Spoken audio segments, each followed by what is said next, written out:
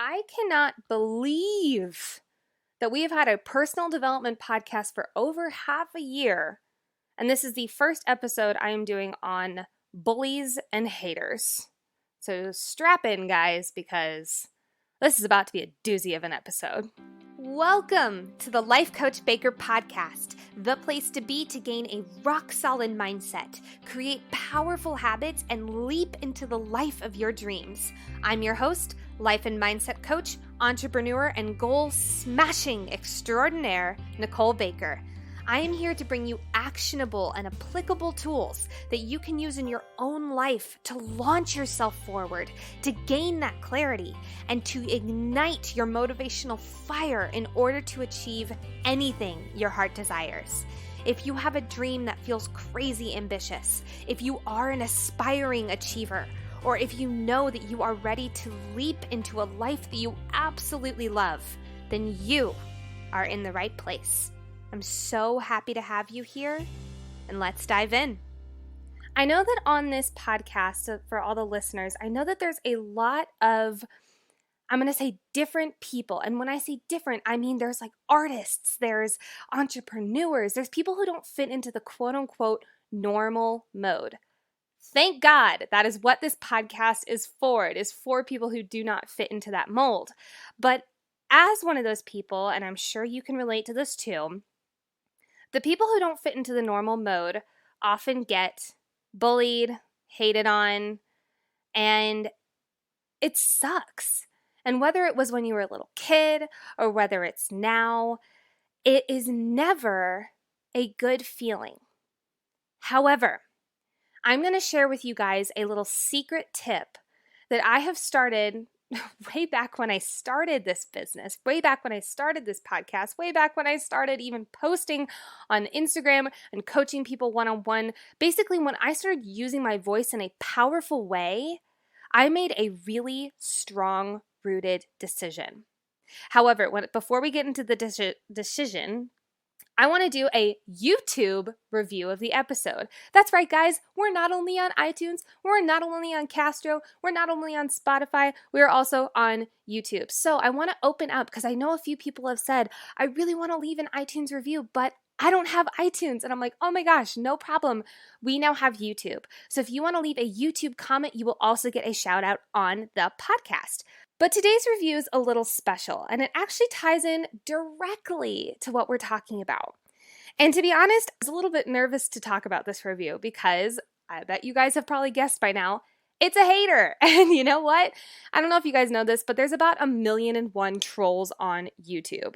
And yeah, it sucks. However, we are going to dive into why I think that this is actually a gift and how I have shaped my mindset to not look at this as oh my God, I'm terrible. I can't believe I'm doing this. Like, they hate it. Oh my gosh, everyone hates it because one person said that they hate it. That means everyone in the world.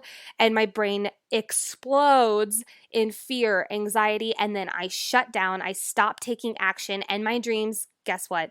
Never come true. So instead of doing that, let's do this instead. But first, let's talk about this review. I'm not going to actually say the name because I don't really think it matters, to be honest. And I don't know if this guy deserves a shout out on the podcast, but his comment sure does.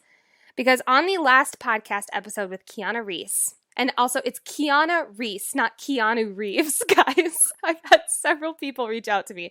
It is Keanu Reese.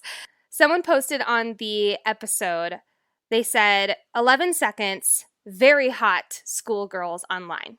Now, in hindsight, this is probably not the worst YouTube troll, to be honest. This is probably not the worst comment that I will ever receive. It's definitely not the worst one I've received so far.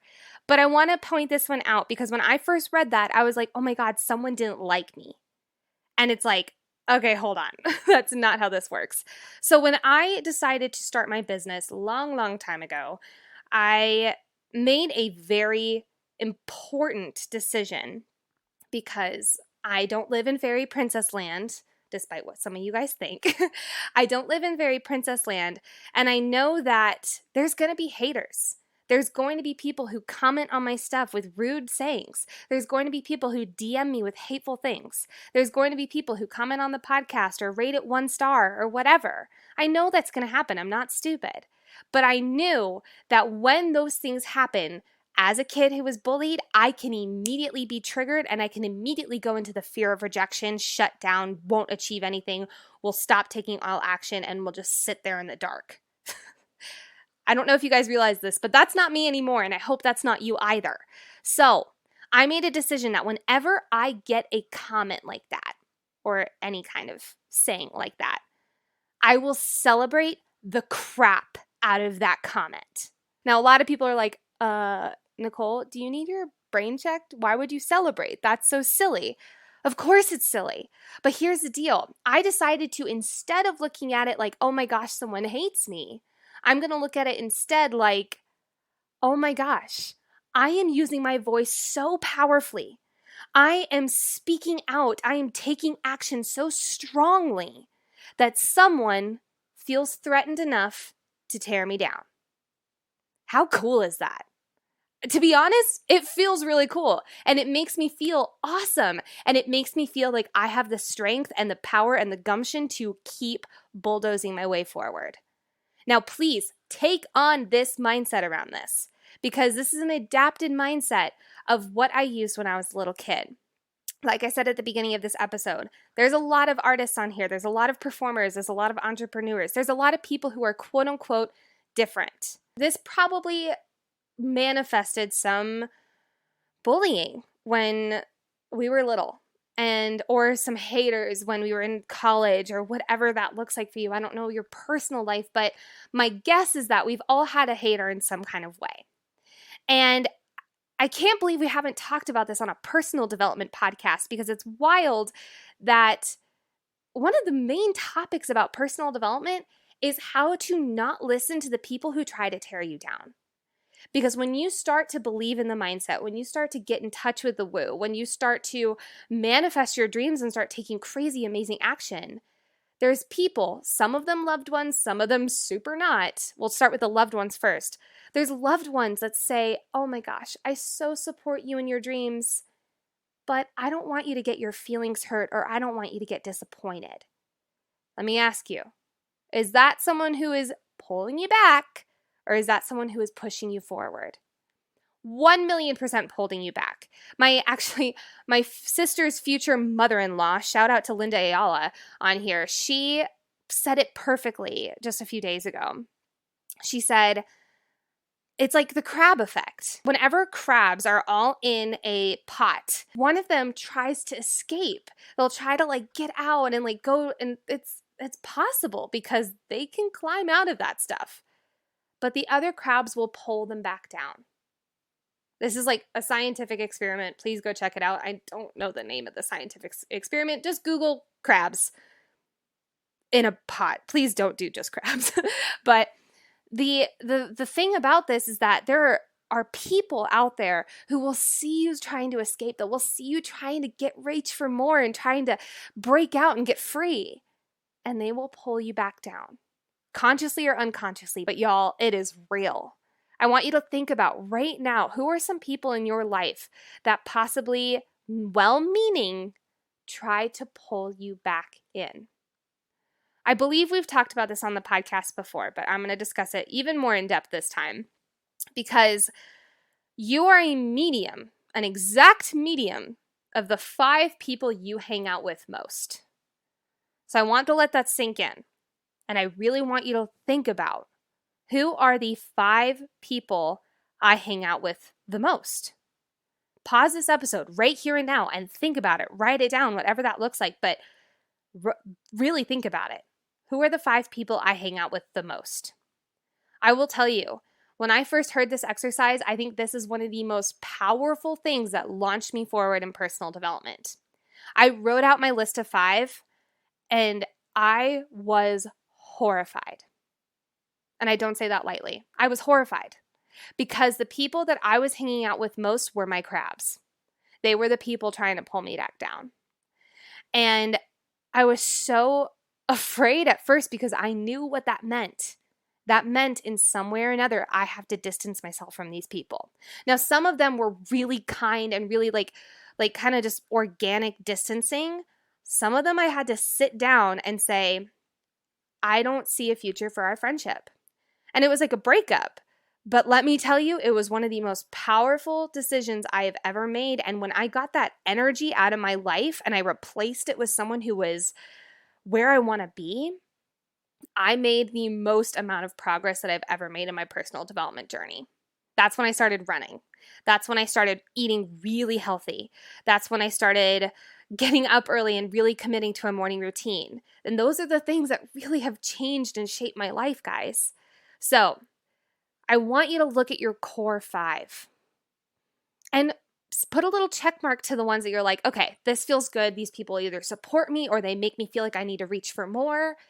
And the people who don't, I want you to consider what your life would look like without their energy surrounding you. Just consider it. And then, if you need to, take action on just distancing yourself from them and replacing them with someone else. I'll tell you, the people I replaced my negative energy circle with were sometimes not even people I knew. Like, for instance, I replaced one of them with a podcast host. I am best friends with this podcast host, but she doesn't know it. But that person I listen to almost every single day, and it inspires me. It inspires me to reach for more. So that's just an example. So those are the loving haters, the loved ones who want to support you, but while they're supporting you and while they love you, they do happen to just drag you back a few steps. Now, when I've talked about this, I know some people have asked, but what if they're family? Because you can't really cut out your mom or your dad. And that's a case-by-case situation, but I'm speaking broadly here. If that's the case, there's a great quote. Stand guard at the door of your mind. This is from Jim Rohn. Stand guard at the door of your mind. So what does this mean? When you're talking to that person, you have the choice to absorb their energy or not. You have the choice to listen to them pulling you back or not. You have the choice to allow yourself to either celebrate the fact that they're trying to pull you back because that means you're taking such massive action, or you have the choice to say, they're right. I'm not worthy. Oh gosh, I'm not enough to achieve my dreams. I will be disappointed because I won't achieve them. I'm a failure, blah, blah, blah, bad, bad, bad. Who's been there? Don't lie to me. You've been there. We all have. All of us. Seriously, me as well. So you have the choice that when you're talking to these people, especially the ones that you're really like not wanting to cut out of your life, you have the choice to stand guard at the door of your mind and decide to either let that energy in or not. That is completely your decision. I specifically chose the word celebrate when it was coming from haters, because when I hear celebrate, it's a trigger word for me, and a trigger in a good way. A trigger as like I immediately think of someone up and dancing and celebrating and having piñatas and confetti and having the celebrate song over in the background, like celebrate good times, come on. Can you tell I was a musical theater major? But it helps. And having that trigger word for me, it might be different for you, and that's okay. But find something that works and make it so that you can immediately link your happiness, your excitement that this person is trying to pull me back because I'm being so awesome. How cool is that? You have a choice. If this episode is resonating with you, you might be a great fit for my one-on-one coaching program. I help people like you get rid of your limiting beliefs, get out of your comfort zone, and start achieving your dreams. If you'd like more information about my program, you can email me at hello@lifecoachbaker.com to book your free discovery call. Link to my email is in the description. Now, back to the episode. Let's talk about the other one. How do you not listen to the haters who are actually just being capital H haters? Now, I'm sure you guys have heard this analogy, and to be honest, every time I heard it, especially when I was a little kid, I would roll my eyes and be like, Mom, that doesn't work. I don't get it. Like a little whiny 5-year-old. But I as I've grown older, I it really has sunken in new ways. So let's talk it out. You probably know that whenever someone is hating on you or being a bully or being any kind of condescending, that is them reflecting on themselves every time. Some people are rooted in fear. I'm going to use this person who gave me that YouTube example. He probably knew some hot girls in high school who were super, super popular. To be honest, I was not one of those kids, so that's funny. But he probably knew some of those kids and he got burned by them. So that's an immediate auditory trigger for him, and he felt like writing it down. So I know that, obviously, and I'm able to dissect that. But when it comes to people who, I mean, God, guys, I've heard of people in the personal development world, and I'm lucky I haven't gotten these messages yet. I'm assuming they're coming, but people who say, you don't deserve to be alive, go die. Who says that? Who says that? But I always flip it around. How much pain and hurt and despair and sorrow must that person be feeling on a day-to-day basis that they would say those words to another human being? I have to think about it that way because, guys, me lashing back on them is not going to change their mind. That's what they want. When I was a little kid and I was getting bullied, I would get really sad and I'd start crying and I'd start yelling back at them.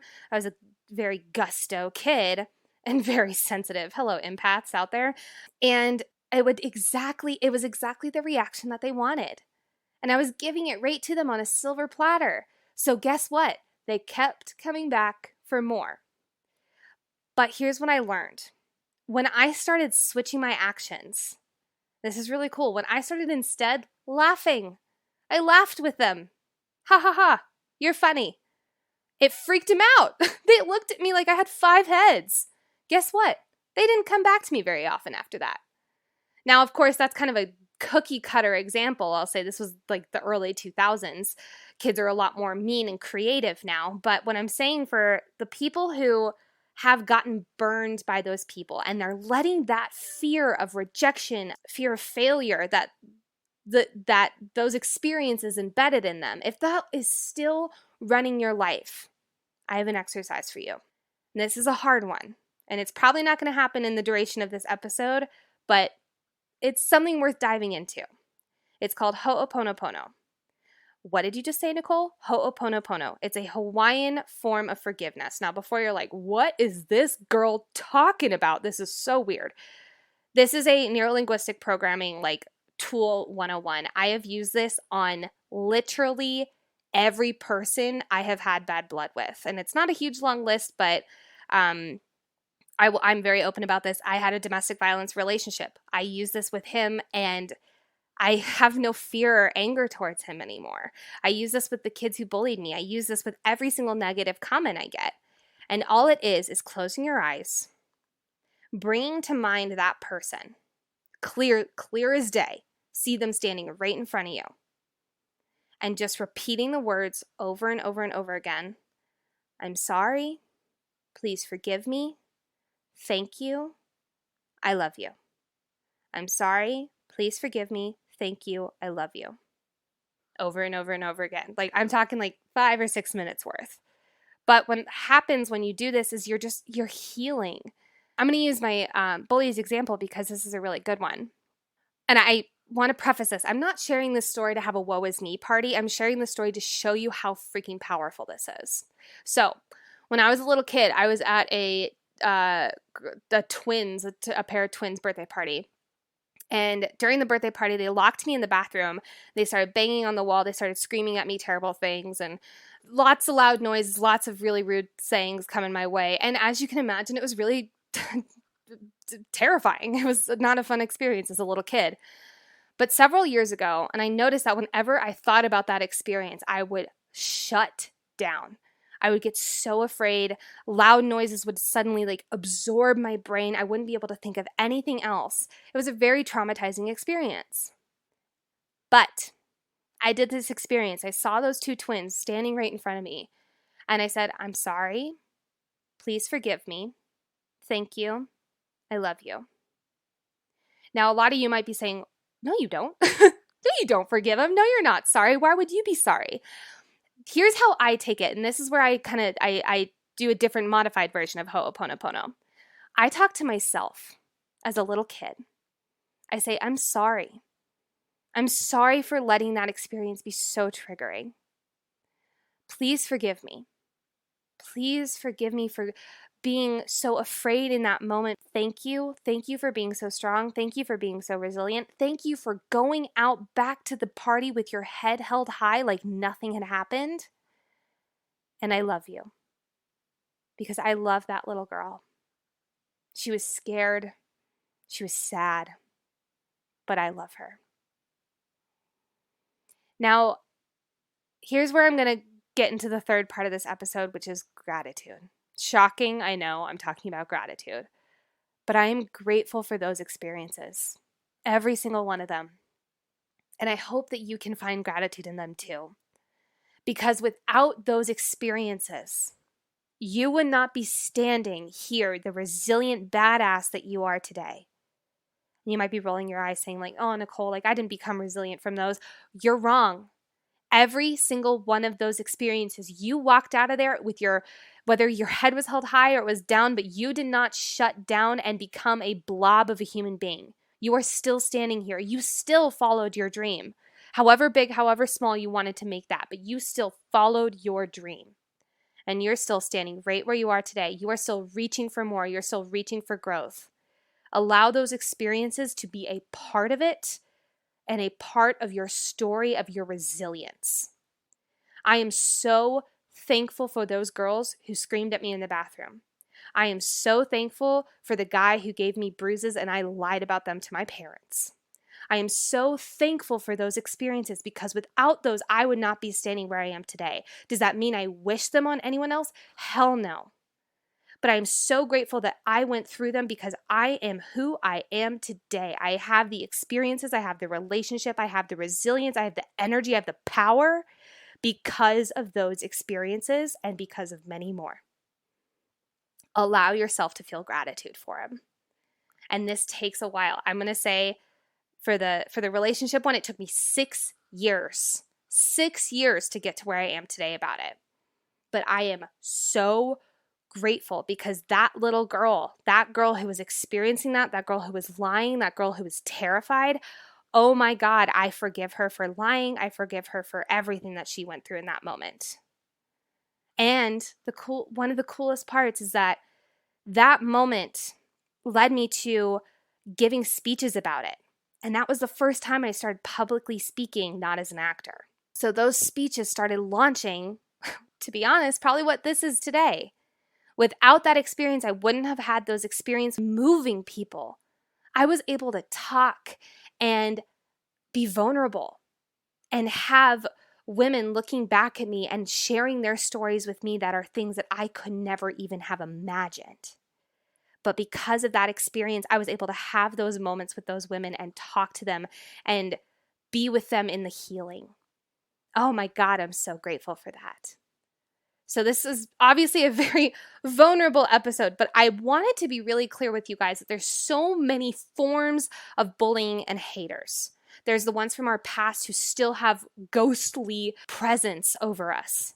There's the ones right now who are just the one and done, like sweet person who talked on YouTube and many more. That's the thing. I decided to make that celebratory decision. And guys, it has saved me. It has saved me during a lot of things. I highly recommend taking on that same attitude, if not modifying it to make it more compelling to you.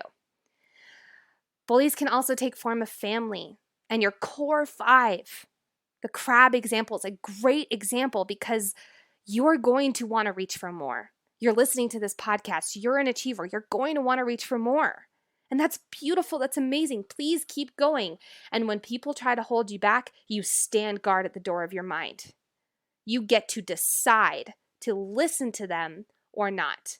That whole I didn't have a choice not to listen to them is bull. You always have a choice. And you can choose to be resilient. You can choose to be powerful in this moment. I believe in you. There's so many different forms that that bullies and haters can take on. But no matter what, they're part of the creation of who you are today. Let that sink in. And let yourself really be grateful for that.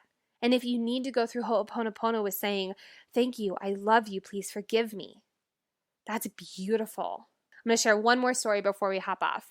When I was first going through my neurolinguistic programming training, we were doing Ho'oponopono, and I was doing it with one of my examples. But someone in the room was raising her hand and said, I was raped. How can I forgive this person? Oh my God. I will never forget the silent chill that went over the room that day. And the speaker looked at her and said, I don't want you to forgive that person. I want you to forgive yourself for going through that experience. And she's like, what are you talking about? He said, are you angry at the person who you were on that night? She said, oh my God, I'm furious at her. And he said, you get to talk to her today. Talk about powerful. Your haters, your bullies, they get to be a part of this experience, because trying to pretend like they don't exist is honestly just giving them more power. Allow them to be a part of your resilience, because you are so gosh darn powerful. Before we close out today, I want to share a really powerful story from one of my clients. We always do the segments of how I held myself back and small goals accomplished this week. And these two go hand in hand, shocking. They always do, really. And this person had a moment of going back on their promise to themselves to stop drinking. But that's how they got in their own way. But this person, this amazing human being, woke up the next morning and made a decision. Now, remember, decisions are effing powerful. Made a decision that because they want to achieve this amazing goal, and trust me, this person's got some goals, they're awesome, they have to let go of that person they were the day before. And they have to absorb completely 100% healthy living lifestyle, among many other things, but that is what ties into that. And having this extremely powerful earth-shifting moment and writing it down. The really cool part about this is that this person's thought this sentence in different ways, word scrambles in different ways, hundreds and hundreds of times. We all have those moments where we have that one sentence that we say and we're like, oh yeah, I guess, like, I should do that. Like, oh yeah. But then you phrase it in a way that makes your brain go, boom. Oh, yeah, that's real. Oh my gosh, yeah, totally. And then you are never the same ever again. That is making a powerful effing decision. So, congratulations to this person. I want to be really clear for everyone listening. You're sometimes going backwards, or you're taking 2 steps back, can be the launching point for a huge decision because you got some effing leverage. Use that to your power. And this person had a decision of waking up that next morning and saying, I suck. Oh my gosh, I'm terrible. I can't believe I did that. I'm the worst. I'm never going to be the same. This doesn't work, blah, blah, blah. They did something different. They decided to say, never again. Ooh, I got chills. It's so good. So know that instead of throwing yourself a little pity party, you can say those 2 powerful words. Never again. I love you guys. Have an amazing week. And I will talk to you soon. Bye. Thank you so much for listening to today's episode. Now, please take a moment to either rate the podcast 5 stars, write a little love note in the comments, or share it on social and tag me at Life Coach Baker. I mean, heck, you're an achiever. Why not do all 3? It helps so much to get the word out there. Now go, take the leap, and achieve your dreams. I'll talk to you next time. Bye.